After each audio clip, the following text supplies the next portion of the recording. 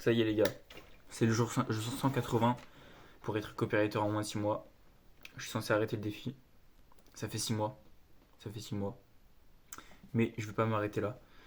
Euh, pour faire le point un peu sur la situation, alors j'ai pas fait de vidéo hier, ni avant hier je crois, parce que en fait en ce moment c'est le chaos, c'est le bordel. C'est le bordel. Comme je t'ai dit dans mon ancienne vidéo, en fait j'avais un dilemme qui est soit d'écouter mon coach copywriting et continuer ce que je fais depuis le début, c'est-à-dire le même positionnement, la même offre, enfin pas la même offre parce que je vais la peaufiner, mais le même positionnement, ou alors changer de positionnement, changer de cible. J'avais un dilemme comme ça, et en fait j'étais un peu paralysé, tu vois, je bossais pas trop pour moi dans mon acquisition parce que j'avais ce dilemme là. En attendant, tu vois, je bossais pour des clients et tout. Et ça fait que j'en ai eu marre en fait. J'en ai eu marre. Et ces deux derniers jours, c'était un peu le bordel. C'est-à-dire que je bossais, je réfléchissais, je me prenais la tête. Je suis même endormi habillé, tu vois. Quand je suis réveillé, j'ai bossé habillé, je mangeais pas. Enfin, c'était un peu le bordel. Disons que j'étais borné, j'avais un problème et je voulais le résoudre, quoi. Et bah, finalement, j'ai pris la décision de passer à l'action. Voilà. Au bout d'un moment, il faut arrêter de cogiter. Et je me suis dit, bon, c'est simple. Dans le programme de mon coach copywriting, il y a un élève qui a réussi. D'ailleurs, cet élève, si tu regardes cette vidéo, salut Stan. C'est un élève en fait où il utilise les mêmes méthodes que moi. Il cible presque la même audience que moi, c'est pas la même, mais ça se ressemble. Et il a des résultats. Donc je me suis dit, mais pourquoi j'ai pas de résultats et lui il en a. Et c'est simple. La seule différence entre lui et moi, c'est déjà, je pense qu'il est plus discipliné en termes de prospection.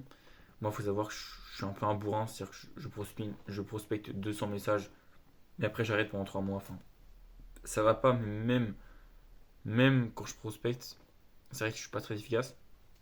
Et en fait, la plus grosse différence entre nous deux, c'est surtout la création de contenu. Lui, actuellement, il a même plus besoin de prospecter pour avoir des clients.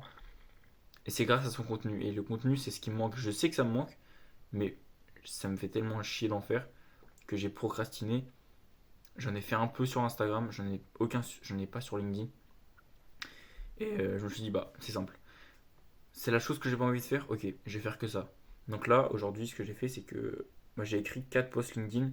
Je suis vraiment pas productif parce que j'ai pas l'habitude d'écrire pour moi-même, d'écrire pour ma cible. Je suis peut-être un peu trop perfectionniste parce que je me dis ça doit être parfait vu que ça me représente.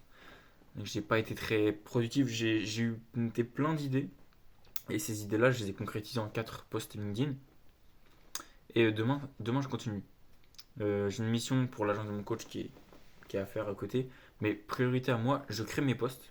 Je crée un maximum de posts LinkedIn, les plus pertinents et tout. C'est littéralement du copywriting que je fais en fait. J'essaie d'avoir le meilleur copywriting dans mes posts LinkedIn pour que ça représente au mieux mon image.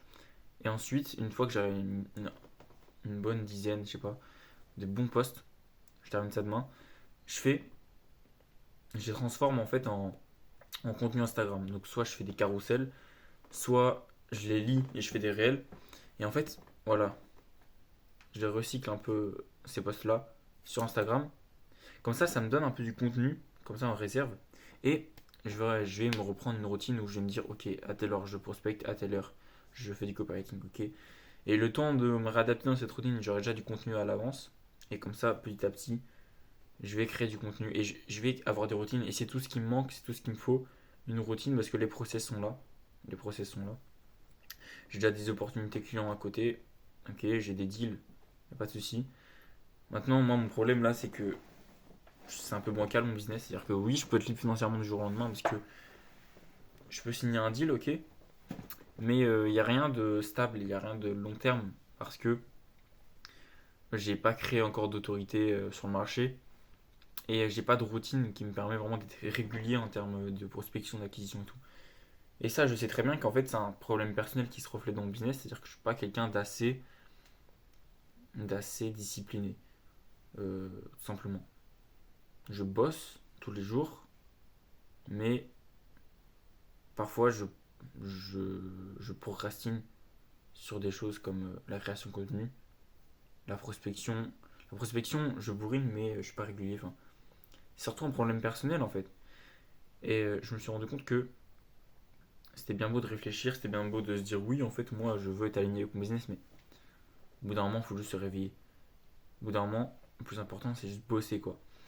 Et là, du coup, si je me remets dans un rythme, c'est parce qu'en fait, en ce moment, ma vie, le rythme était assez étrange, c'est-à-dire que c'était un peu le chaos, j'ai quitté mes études, donc nouveau rythme. J'ai commencé McDo, nouveau rythme, j'ai quitté McDo, nouveau rythme.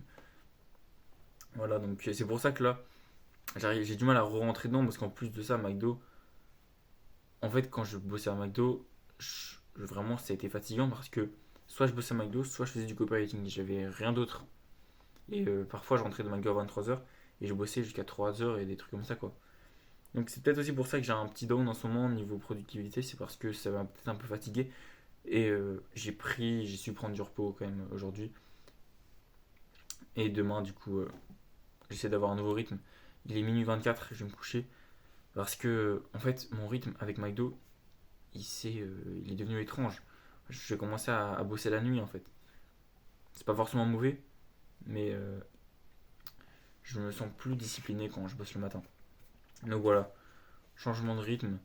Et au lieu d'arrêter le défi et de dire les gars, ça fait 6 mois, non. Non, en fait, c'est simple.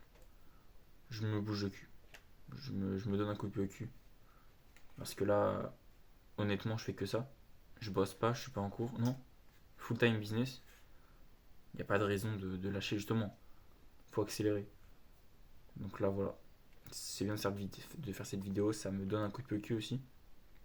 Parce que là, en faisant cette vidéo, je me suis rendu compte que j'avais écrit que 4 posts LinkedIn.